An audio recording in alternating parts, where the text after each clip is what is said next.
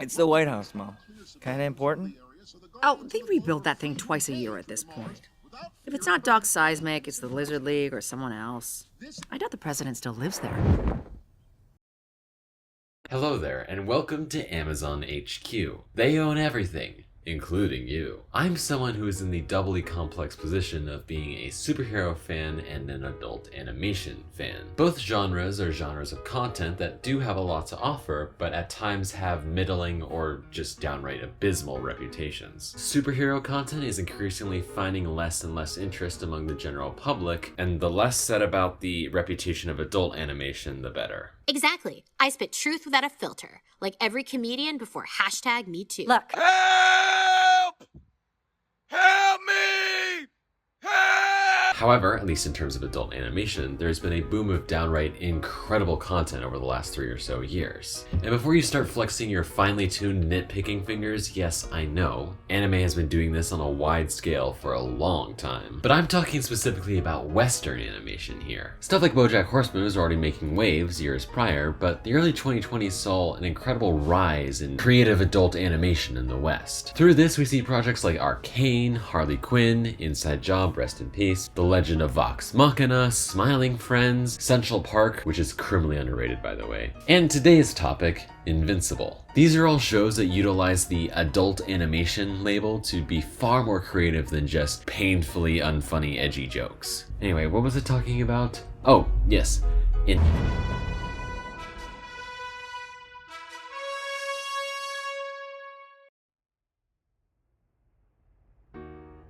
That was weird. Invincible is an animated superhero show based on the Image comic of the same name. It follows the adventures of the hero named, well, Invincible, aka Mark Grayson. The show has received a lot of praise for the fact that it's not only just a really well done show, but also because of what it does with the superhero genre. When a lot of people hear about stories that subvert the superhero genre, they usually instinctively roll their eyes. And honestly, they have good reason. Ever since the publishing of Watchmen back in the 80s, some creatives God, excuse me, seem to think that the only way you can subvert superhero shows is to make them more realistic. Don't get me wrong, talented writers can tell incredible stories like this. The previously mentioned Watchmen comic is incredible, but I would be lying if I said that a majority of these stories didn't tend to be incredibly one-note, and often even more formulaic than the stories they claim to be subverting. But Invincible is different in that sense. Don't get me wrong, Invincible is very dark.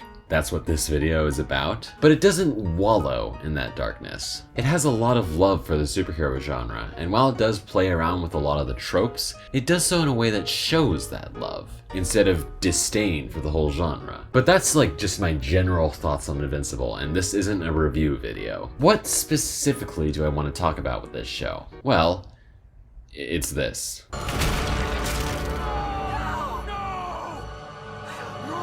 I put a content warning on this video, right? Anyway, off topic. But have you, Pillar of Garbage, watched the Amazon original show Invincible? TSD Talks, I have watched the Amazon original series Invincible. And let me just tell you, I had a blast. I had a great time. I was like, wow, this is, it's not Kino because it's not a film, but if it were a film, if you squashed it down and put it in a cinema screen, I'd be like, wow, this is Kino. I have. I've seen Invincible. Yeah, it's awesome. Pretty cool. I'd say pretty cool show. Oh yeah. I thought it was sick. Just in case people were wondering, you can enjoy Invincible because Teddy enjoyed it. Yeah. You're only allowed to like what I like, of course. Exactly. I watched it when it was releasing, yes. Excellent. So yeah, I want to talk about Gore today. Don't worry, I'm not going to show anything like horrific. At least that's not censored. I don't think I could get away with that on YouTube even if I wanted to. But I'm a little squeamish too, so I act as like a tiny bit of a filter. As far as gore goes, there are a lot of places it shows up. Obviously, the horror genre is stock full of this. There's stuff like Saw, or Final Destination, or Terrifier. Look, I've only seen small clips of this movie and its sequel, and that is all I need. But there's also an undeniable market for it in more superhero-related media. Sure, you've got The Boys, which to my understanding is fairly horror adjacent, but then you've also got movies like 2021's The Suicide Squad, which is quite gory, but a lot of it is played for jokes or spectacle and is generally quite glamorized. Not all of it, but we'll get there. This kind of content has an audience, and that audience includes me. It seems weird, right? I know that I would not want to see someone get their head blown off or get ripped in half or whatever in real life, and I assume and hope that most people wouldn't either. So why is there that impulse with movies and TV shows and video games? Why do people love seeing gore on screen? And why is Invincible different?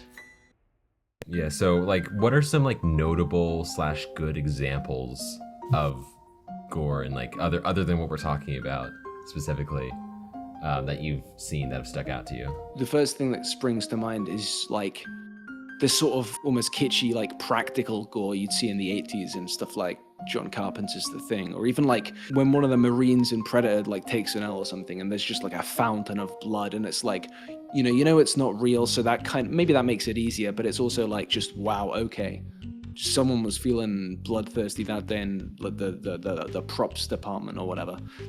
That's if you say gore, that's probably what I think of. If you haven't watched Invincible and you exist online, then the one thing you probably know about it is this scene. Why did you make me do this? You're fighting so you can watch everyone around you die. Think, Mark.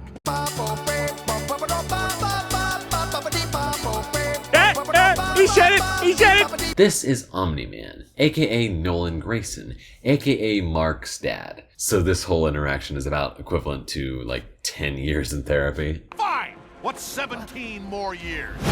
I can always start again. Make another kid. Omni-Man is a superhero, a visitor from another planet full of superpowered beings just like him, called the Viltrumites. He sounds a lot like Superman, with the small snag that his race is a bunch of fascist imperialists that intend on conquering the universe. So it's a bit different. And Nolan has been assigned to conquer Earth for them. And since Mark has got powers, that means that he's a Viltrumite too. But he's been raised as a human, so he doesn't have the whole galactic colonization mindset. That means that Nolan has to operate in secret with his agenda, starting off with killing this universe's equivalent of the Justice League, the Guardians of the Globe. Because of the fact that the show hasn't been gory up to this point, the impact of this scene is brutal, and it changes the entire show going forward. There are several standout scenes in this show that demonstrate this idea of the gore being different. There's the aforementioned Guardians massacre. There's the bit where Mark is beaten to a bloody pulp by Battle Beast. And there's the entire last episode where Nolan not only beats Mark into a bloody pulp, again, but also causes so much disturbingly intentional collateral damage along the way. Seriously, watching this episode for the first time is an experience like no other, because it feels less like a superhero fight and more like a horrifying ground level kaiju attack. The stuff that happens in this episode is what I mean when I say that this show uses gore in a different way than other stories. To demonstrate my point, I want to make a comparison between a scene from Invincible and a scene from The Suicide Squad. Here's the clip from The Suicide Squad.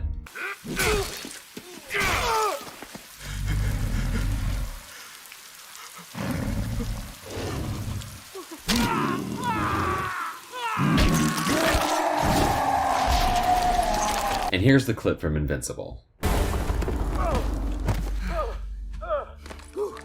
Oh, man. Thank you. Didn't think I was gonna make it. You almost killed him! Instead, you saved him. So much effort. For what? No! Where was that other one? Now obviously those are both censored for YouTube, but you get the gist. Conceptually, these two scenes seem very similar, right? They're both of a being with superhuman strength using said strength to quickly and brutally destroy a military agent of some kind. But there's a noticeable difference in the emotion evoked, right? Even though the King Shark clip is so much more conceptually grosser, at least from like a mechanical level, and is in the much more visceral and close to home format of live action, the Omni-Man clip is so much more horrifying. Why is that? Well, the answer is pretty simple.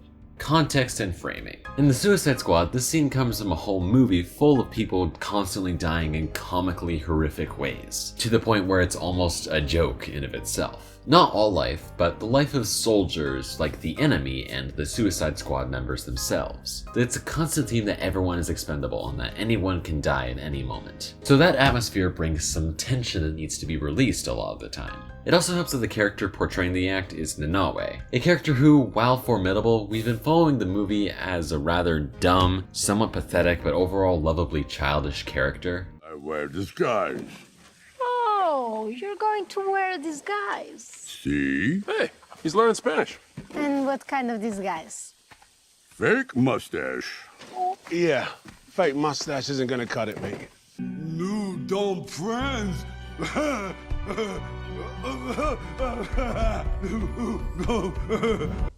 Bird. Nanaue, stay off the comp. And even when he's been a threat before, it's been in a relatively cute way. Nom nom.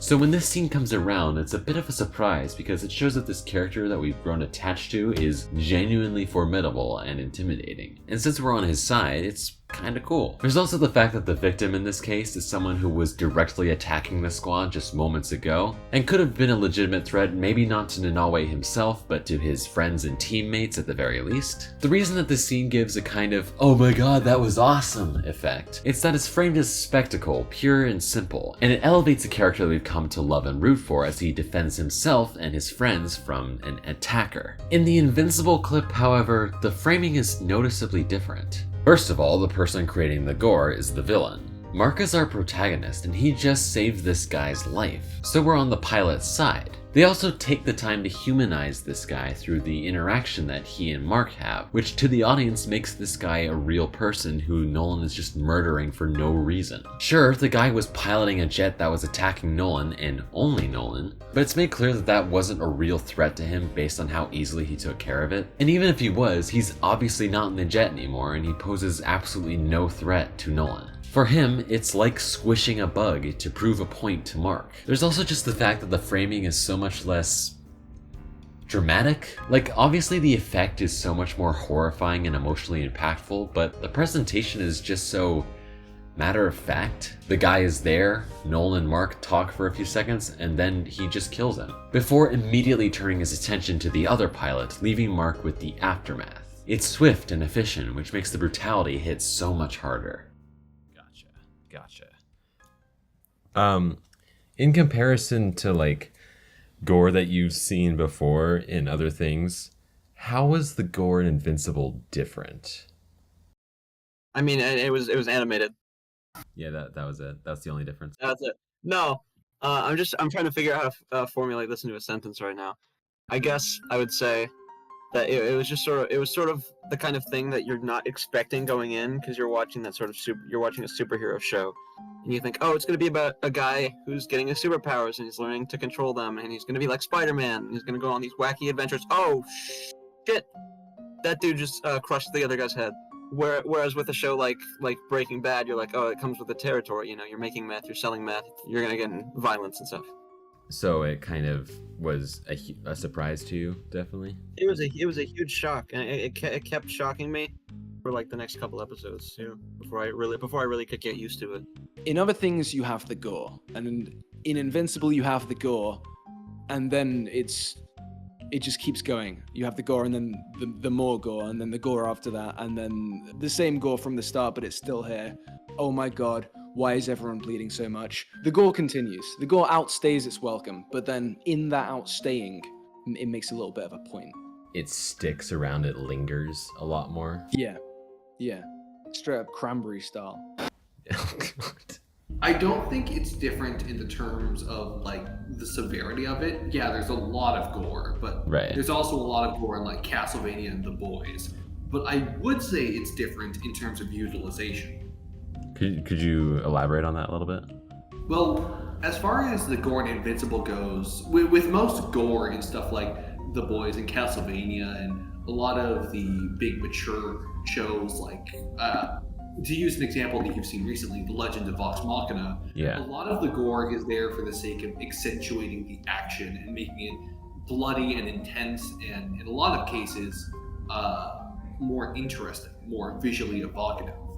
But with the gore in Invincible, no matter what its usage, it is always horrifying. It is literally bloodying the idyllic nature of superheroes by introducing this visceral nature to the usually clean and safe action adventure style of a lot of superhero cartoons. Like, everyone who's seen Invincible, we all remember what it looked like when and the shift that happened when Red Rush got.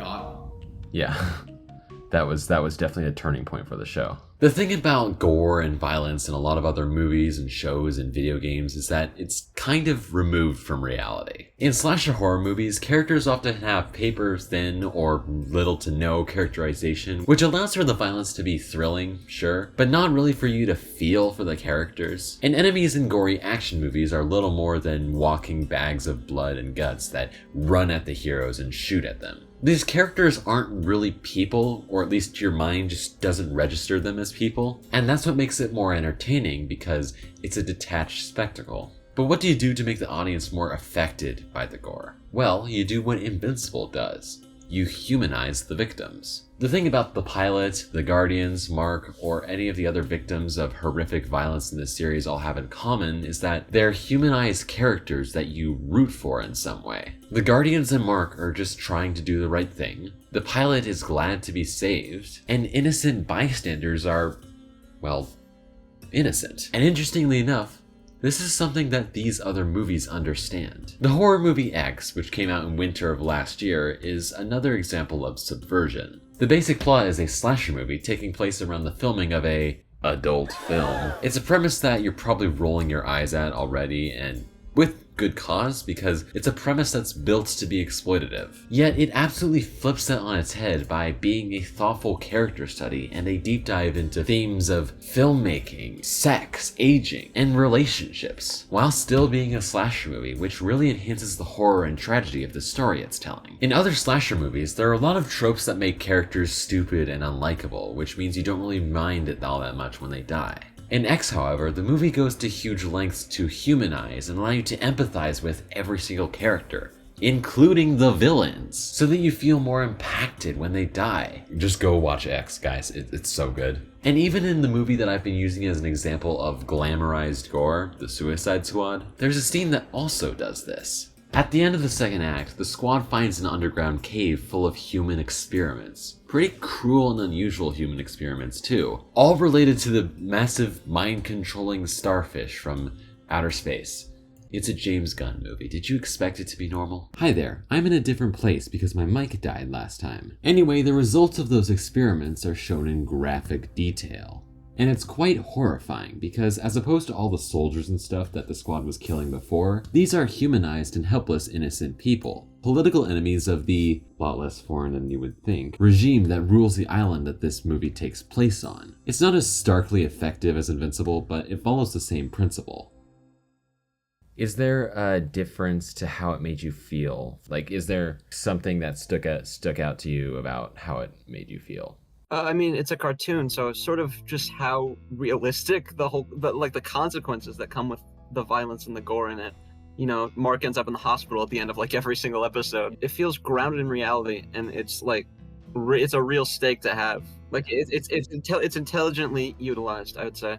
The gore more widely is maybe feel a little bit sort of there's just like a baseline sort of visceral repulsion, but not to a huge level. It's just a bit like, yuck. But then there's that bit at the end in episode 8, and then there's that bit at the start at the end of episode 1, which just goes beyond that, and it's just like an onslaught of the senses and the soul. It's like Invincible is coming out of your screen and just like slapping you around the face with the wet fish for like 20 minutes. It's that level of like unpleasant physicality of like just yuck. I don't want to see this anymore. Ugh. That was my kind of response anyway. Yeah. Ew, gross, stinky. Look, it's late over here. I used up all my words already today. So would you say it added to the experience of watching the show for you? Definitely. I don't think that the message they were trying to build in Invincible season 1, especially with episode 8, if the gore wasn't used in such an effective manner, it wouldn't be as poignant. The gore is used to accentuate the themes and the story being told, not just to bring up the age rating. Oh yeah, for sure. And I think it contributes to Mark's story. As he's developing, he's getting accustomed to that life that I'm sure Nolan lived, where he's seeing all this fucked up stuff, where he's causing all this stuff to happen. It's partially his fault, and he has to shoulder that burden while he's, trying to do good as well. Oh yeah, no, totally. I mean, to start with, I thought, well, this is a little gratuitous, isn't it? But then, obviously, by the end of it, you realize it isn't really gratuitous, because I don't think that the show is enjoying it either. But that's the point. There's too much of it, but it's not reveling in the viscera and the gore. It's doing it all, but it's kind of doing it. I think the show's sort of gritting its teeth. It's doing it for a purpose. So in summary, Invincible uses violence and gore in a way that isn't stylized, that lingers, and is starkly horrifying, all while humanizing the victims in order to help create that sense of horror. In that case, what does the gore mean for the storytelling of the show? Well, think about the context that we see it in. Nolan killing the Guardians, Battle Beast wrecking Mark, Nolan killing pretty much everyone in the finale. Extreme violence in this show is used to demonstrate how powerful an antagonistic force is. Nolan is basically a god, and the show really sells that to you with the kind of shit he does to just regular people. People who are humanized to us, but ants to him.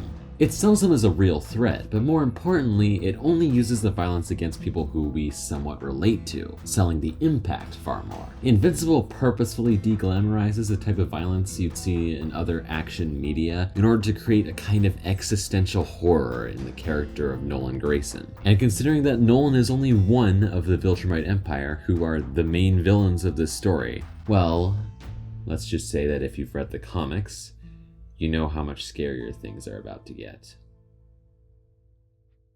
Thank you so much for watching this video. Invincible is something that I got into relatively recently, not only watching the show, but also binging the entire comic in like a matter of days, and I've just been itching to talk about it ever since. I cannot wait for season 2 later this year. If you liked the video, there's a lot more of me to go around. Feel free to check out my socials, including my community Discord server and my Letterboxd, all of which are linked down below, along with my Patreon page, which by subscribing to, you can not only support me and the channel, but also get access to perks like early access to videos, voting on future video topics, and your name in the credits. If you can and want to donate, please feel free to do so. If not, you can still support me by liking the video, commenting with any thoughts you may or may not have had, sharing it with anyone you think might like it, or even subscribing to the channel for more of that sweet, sweet content. I sincerely hope that I made your day just that little bit better, and I guess I'll see you in the next video. Bye!